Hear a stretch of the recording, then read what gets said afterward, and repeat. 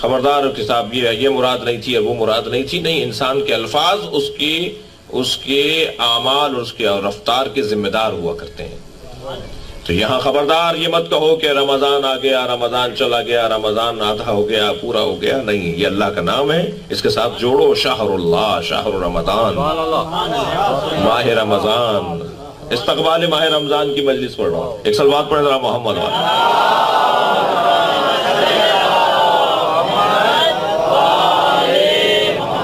استقبال ماہ محرم ہوتا ہے نا، استقبال ماہ رمضان بھی تو ہے نا.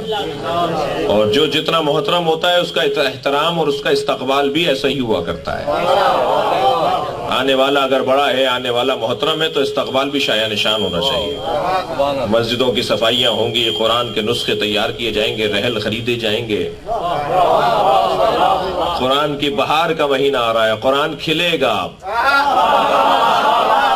قرآن اب خوشبو دے گا، قرآن ہمارے گھروں کی اب زینت بنے گا.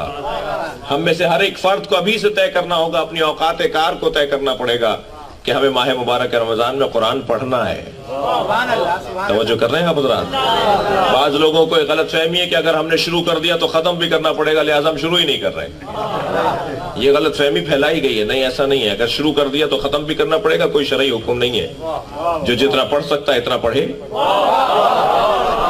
اگر وہ 30 پارے نہیں پڑھ سکتا تو ایک پارہ پورے مہینے میں پڑھ لے، 2 پڑھ لے، 10 پڑھ لے، 15 پڑھ لے، پورا پڑھ لے. اور اگر کوئی یہ کہتا ہے کہ صاحب مصروفیت بہت زیادہ ہے، میں پروفیسر ہوں، میں ڈاکٹر ہوں، میں انجینئر ہوں، میں عالم ہوں، میں علامہ ہوں، میں سیاستدان ہوں، میرے پاس تو ٹائم نہیں ہے قرآن پڑھنے کا، تو حضرت آیت اللہ خمینی سے زیادہ کوئی مصروف نہیں ہوگا. حضرت آیت اللہ خمینی اس دور میں جب انہوں نے اتنی بڑی حکومت بنائی اور پوری دنیا میں مسلمانوں کی فکر میں مبتلا رہتے تھے، ماہ رمضان میں 3 قرآن ختم کرتے تھے. ہر 10 دنوں میں ایک قرآن پڑھتے تھے. ہر 10 دن ماہ رمضان کے ایک قرآن ختم کرتے تھے. دوسرے 10 دن، تیسرے 10 دن 3 قرآن ختم کرتے تھے. ساری ملاقاتیں مؤخر، اب اللہ کی ملاقات چل رہی ہے. سارے سال ہم لوگوں سے ملیں گے، مگر یہ مہینہ تو اپنی تہذیب کا مہینہ ہے، اپنی اصلاح کا مہینہ ہے، اپنے اوپر غور کرنے کا مہینہ ہے. سارے سال ہماری مصروفیات مختلف ہوں، مگر اس مہینے میں تو مختلف ہو. اس مہینے میں تو اللہ کے لیے اس مہینے کو گزارنا ہے. یہ مہینہ اللہ کا مہینہ ہے. یا ایھا الذین آمنوا قد اقبل الیکم شہر اللہ. تھک تو نہیں رہنا حضرات؟ اے صاحبان ایمان، اللہ کا مہینہ قریب آ گیا. قد اقبل الیکم شہر اللہ الذی دعیتم فیہ الی ضیافت اللہ. اے صاحبان ایمان، اللہ کا مہینہ قریب آ گیا، اس میں اللہ نے تمہیں دعوت پر بلایا ہے. ہمارے اظہر بھائی نے ہمیں دعوت پر بلایا، اور دعوت پر بلانے کے بعد دسترخوان کے اوپر انہوں نے فرض کیجئے کچھ بھی نہ رکھا ہو، تو ہم کہیں گے جی آپ نے دعوت کی تھی تو دعوت کا اہتمام کہاں ہے؟ جی کیوں ایسے سوچا جا رہا ہے؟ یعنی دعوت پر یہ بلائیں گے تو اچھے کھانے ہوں گے نا، اس لیے کہ خود کھاتے ہیں.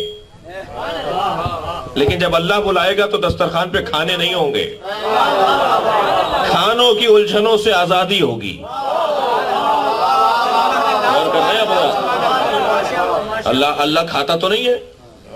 جب اللہ خود نہیں کھاتا تو جب دعوت پر بلائے گا تو ہماری روح کو اتنا بلند کرے گا کہ ہم روٹی کے محتاج نہ رہیں. میں اس تبصرے پہ نہیں جانا چاہتا کہ ہمارے سیاسی جماعتوں کے نعرے کیا ہیں، کپڑا ہو، مکان ہو، جی روٹی ہو. یہ یقیناً اس بدن کی ضرورت ہے، مگر یہ نعرہ کسی سیاسی جماعت کا تو ہو سکتا ہے، مسجد کا نعرہ نہیں ہوگا. یہ اس ممبر کا نعرہ نہیں ہوگا. اس ممبر کا نعرہ یہ ہے کہ تم اپنے آپ کو اس کپڑے سے آزاد کرواؤ، تم اپنے آپ کو اس روٹی سے آزاد کرواؤ، تم اپنے آپ کو اس مکان سے آزاد کرا کے ملکوت تک پہنچو. معراج پر آ جاؤ، ساری چیزوں کو نیچے چھوڑ کر آؤ. صلوات پڑھیں محمد و آل محمد.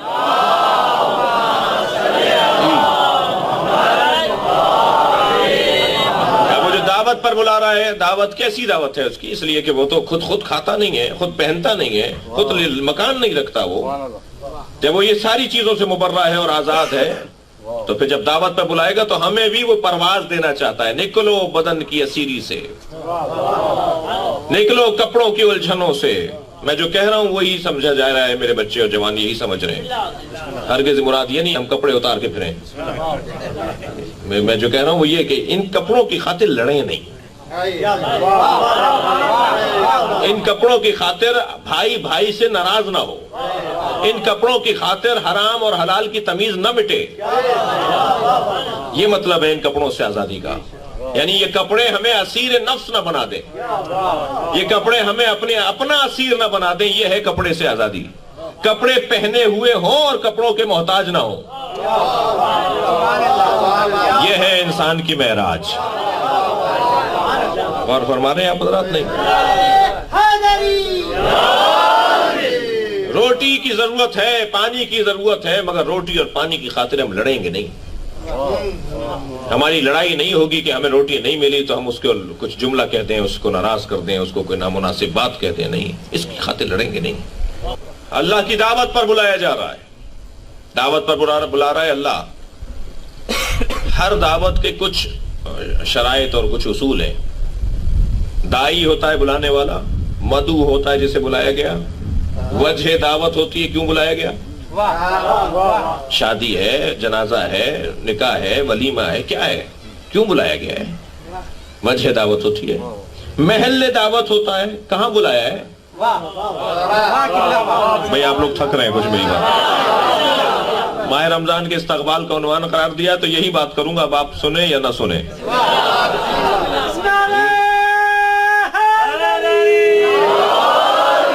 محل دعوت ہوتی ہے نا. کہاں بلایا ہے بھئی؟ کون سے بینکیوٹ میں ہے، کون سے ہال میں ہے، کون سے پارک میں ٹینٹ لگا ہوا ہے، کس جگہ پر ہے، دعوت نامے پہ جگہ کون سی لکھی ہوئی ہے.